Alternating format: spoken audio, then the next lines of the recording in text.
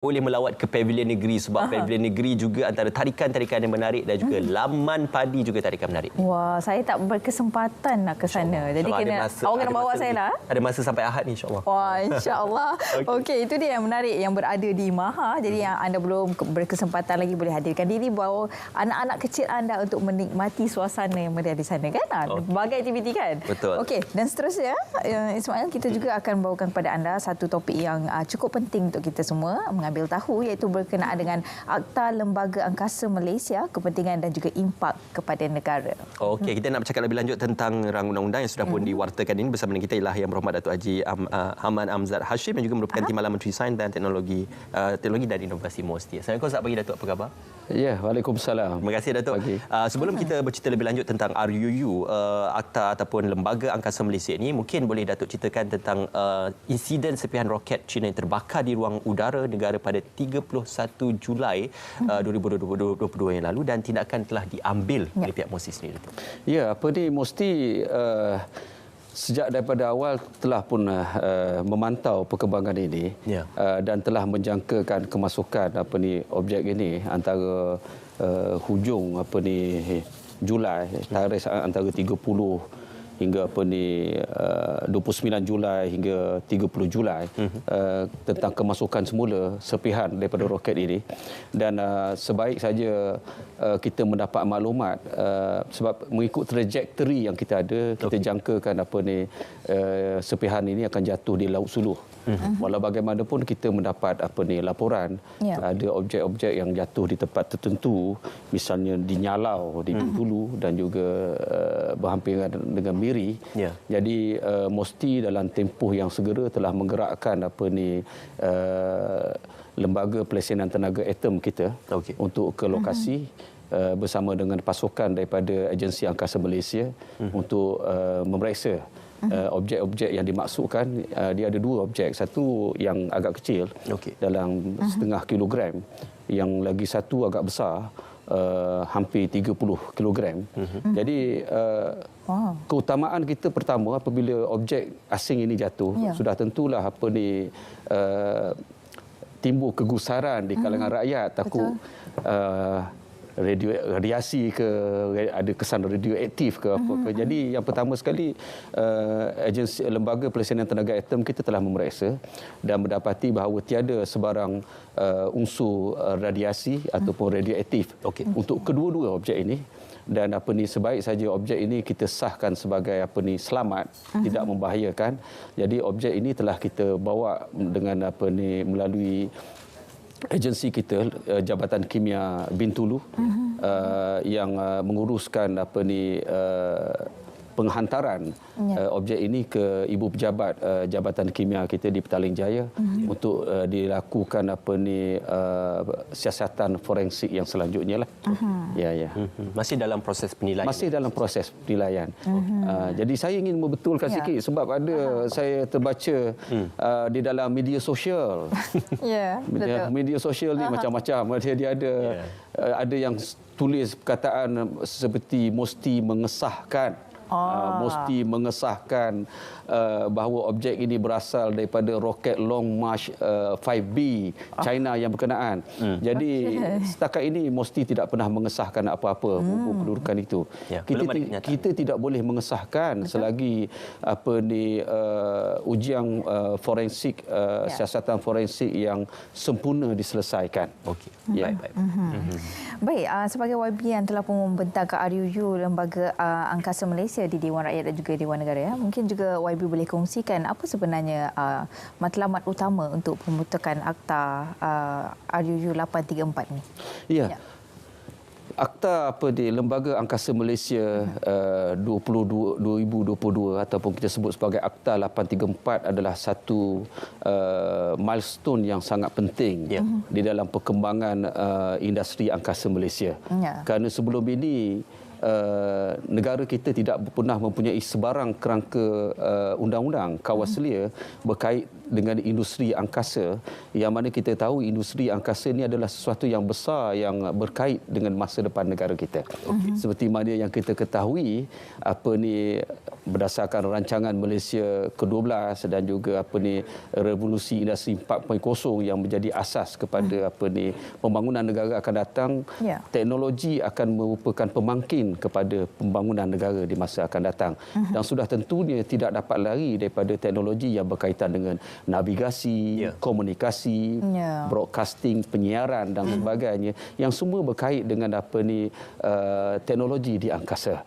Dan di peringkat dunia sebenarnya pada masa sekarang telah pun ada 5 treaty di peringkat antarabangsa, perjanjian di peringkat antarabangsa yang diselaraskan di bawah United Nations, yang mana 2 daripada treaty yang berkenaan telah pun kita tanda tangani, tetapi kita belum dapat meratifikasi kerana dikarenakan oleh kita belum ada kerangka undang-undang yang membolehkan kita memegang entiti syarikat-syarikat yang berkenaan yang berkait dengan objek angkasa yang berkenaan, sama ada dari segi pelancaran roket, satelit dan sebagainya.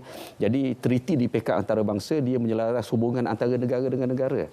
Tapi kadang-kadang objek satelit yang berkenaan dihantar oleh syarikat yang bukan merupakan kerajaan.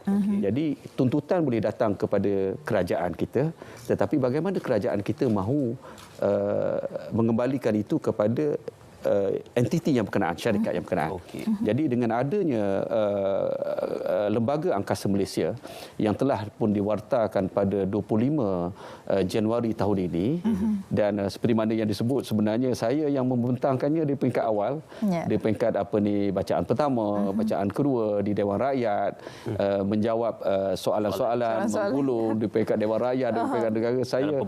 Saya agak sentimental pun berhubung dengan perkara ini, kerana ini ada satu kejayaan yang besar sebenarnya untuk negara kita.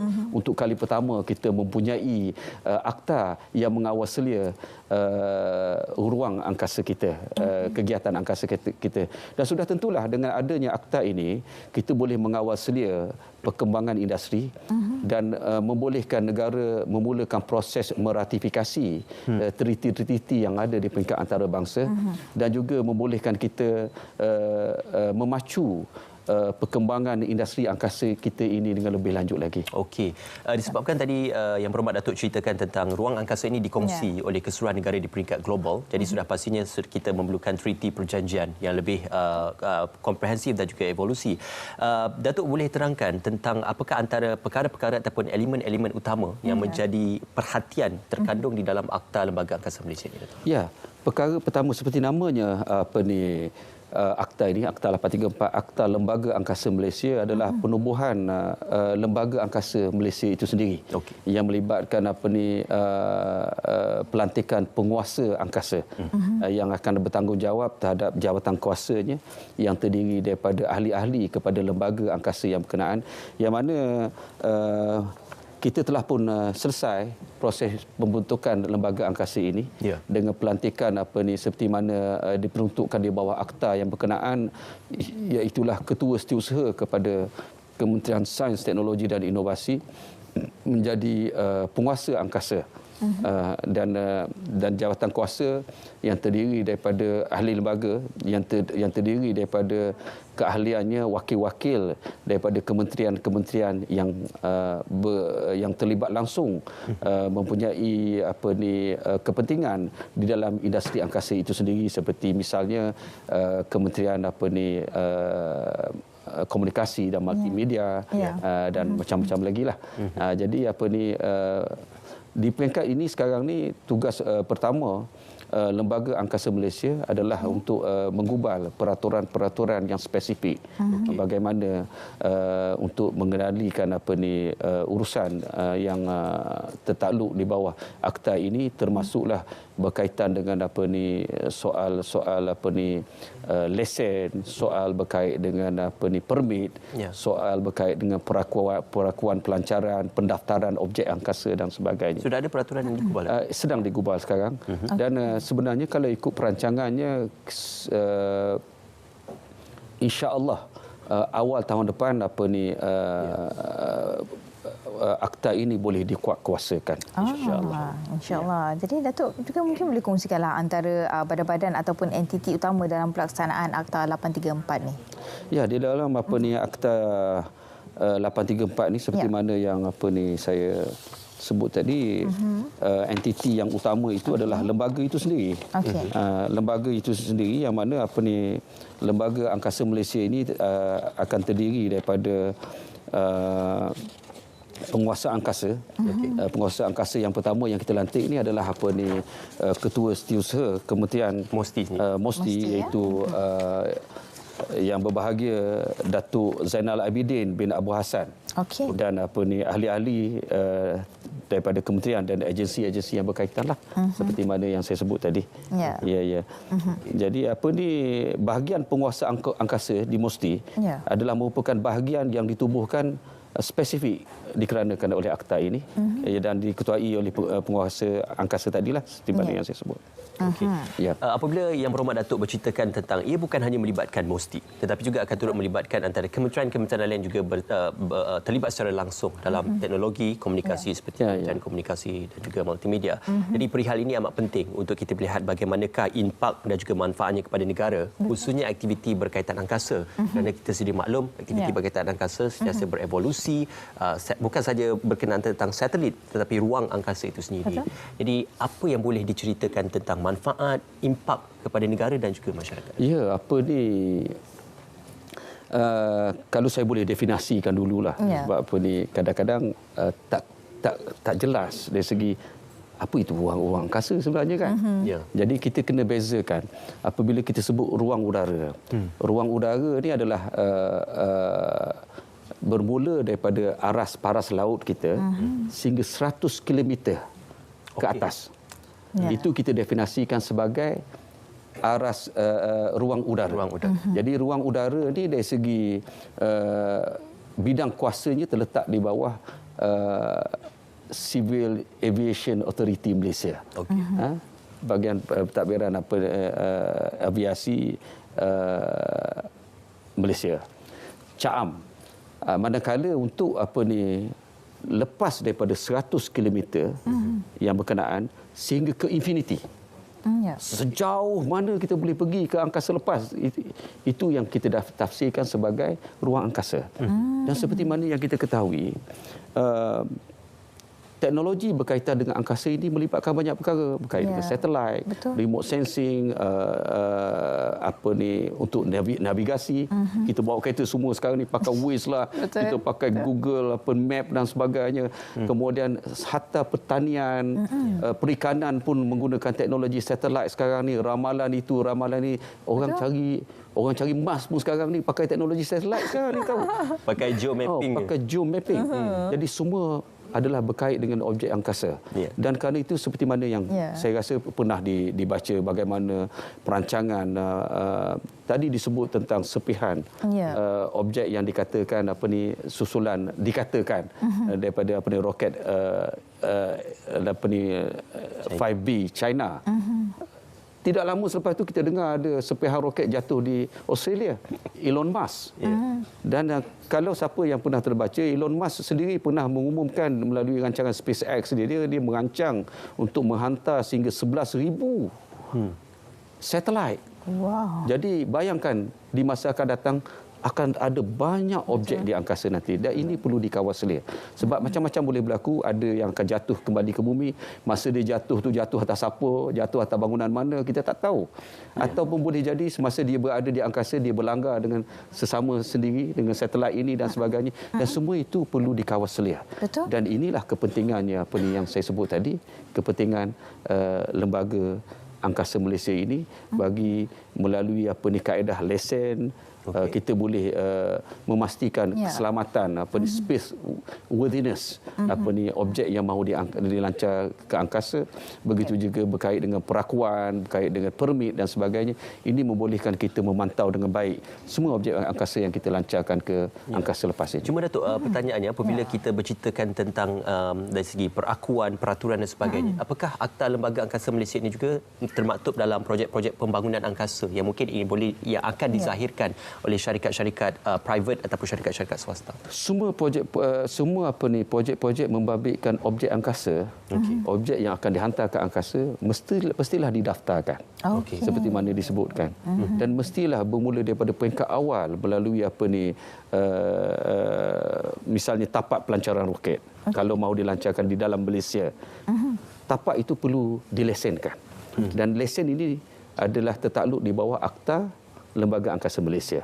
Begitu juga apabila mana-mana objek yang mahu dihantar, misalnya nak lancar roket, roket spesifik, roket ABC katakan, dia perlu mendapatkan permit. Bagi yang misalnya baru ni kita hantar miasat 5B. Objek angkasa itu adalah milik syarikat Malaysia. Jadi objek itu untuk dilancarkan dia perlu didaftarkan. Dia perlu didaftarkan. Walaupun dinaik atas roket milik Perancis ke apa. Jadi roket itu mungkin tak perlu, tetapi objek itu perlu. Sebab ia milik Malaysia. Dan begitulah selanjutnya. Dan bagi tujuan itu juga kita telah memulakan sebenarnya pendaftaran semua objek-objek angkasa yang sedia ada sekarang ni, yang telah dilancarkan sebelum ini. Telah pun mula yang sebelum ini dah akan didaftarkan juga. Saya dimaklumkan tadi oleh pegawai saya, sebab tak banyak yang milik Malaysia objek angkasa yang ada, jadi tak susah untuk kita mendaftarkan. Jadi bagus kita memulakan dengan apa yang dah ada. Jadi yang akan datang follow through sajalah. Baik. Jadi Datuk, apa lagi antara garis-garis panduan yang perlu untuk kita ketahui sekiranya menghantar objek ke angkasa? Sudah tentulah melalui peraturan-peraturan yang akan dibangunkan nanti bawah Lembaga Angkasa Malaysia nanti akan memperjelaskan tentang semua perkara-perkara detail seperti mana yang disebut tadi yang perlu dilakukanlah step dia secara detail. Jadi untuk pada tahap ini saya belum ada maklumat yang berkenaan lah. Jadi kita tunggulah. InsyaAllah. Datuk, secara kesimpulannya dengan kewujudan Akta Lembaga Angkasa Malaysia dan selepas itu diwujudkan juga perjawatan penguasa untuk Lembaga Angkasa Malaysia ini juga menzahirkan suatu proses yang lebih tersusun dan juga satu proses lebih berstruktur untuk kita memastikan ruang angkasa dibela dan juga dijaga dengan peraturan dan juga atas sedia ada. Jadi apakah pengharapan yang berhormat Datuk apabila Akta Lembaga Angkasa Malaysia ini diwartakan dan juga dikuatkuasakan? Saya amat yakin bahawa dengan adanya Akta 834 Lembaga Angkasa Malaysia 2022 ini, industri angkasa akan berkembang dengan lebih lancar dan lebih tersusun dengan adanya pelibatan semua pihak yang terlibat, terutama sekali di peringkat Lembaga Angkasa Malaysia sendiri. Penubuhannya, keahliannya terdiri daripada hampir kesemua kementerian-kementerian yang mempunyai kepentingan di dalam industri angkasa ini. Saya ingat ketika kita melaksanakan libat urus baru-baru ini, sebab kita mengasingkan, mula-mula kita bertemu dengan pihak kerajaan, kemudian kita bertemu dengan pihak akademia, dan yang terakhir kita bertemu dengan mereka daripada kalangan industri. Saya terkejut. Kita sangkakan tak ramai, rupanya begitu ramai. Saya berjumpa dengan pihak industri saja melibatkan lebih 100 buah syarikat yang terdiri daripada bidang komunikasi, navigasi. Rupa-rupanya ada syarikat kita yang melakukan kajian pendidikan berhubung dengan roket pun. Jadi saya yakin Malaysia mempunyai ramai tenaga pakar yang berbakat yang dengan adanya akta ini kita dapat memacu lebih cepat lagi perkembangan sektor angkasa di dalam negara kita. InsyaAllah. Tahniah kepada pihak yang berhormat Datuk dan juga tahniah pihak MOSI atas pewartaan dan juga pelaksanaan serta penguatkuasaan Akta Lembaga Angkasa Malaysia yang akan bermula pada tahun insyaAllah Datuk 2020. InsyaAllah kita akan kuatkuasakan jangkaannya awal tahun 2023. InsyaAllah. Terima kasih diucapkan kepada yang berhormat Datuk Haji Ahmad Amzad Hashim yang juga merupakan Timbalan Menteri Sains, Teknologi dan Inovasi MOSI. Terima kasih pihak MOSI bersama dengan kami pada pagi ini membawakan berkenaan Akta Lembaga Angkasa Malaysia. Terima kasih banyak Datuk. Baik, seterusnya para penonton, kita juga akan ke Continuous untuk mengetahui perkembangan berita untuk hari ini. Tak berbuang masa lagi, sama-sama kita saksikan. Okey, sebelum kita nak ke sana, sebenarnya kita juga nak mengajak anda semua untuk datang beramai-ramai ke Maha yang mana akan sehingga 14 Ogos 2022. Jangan lupa untuk datang ke mana. Kita nak terus saja pada ketika ini dengan Continuous sebelum kita akan kembali selepas ini.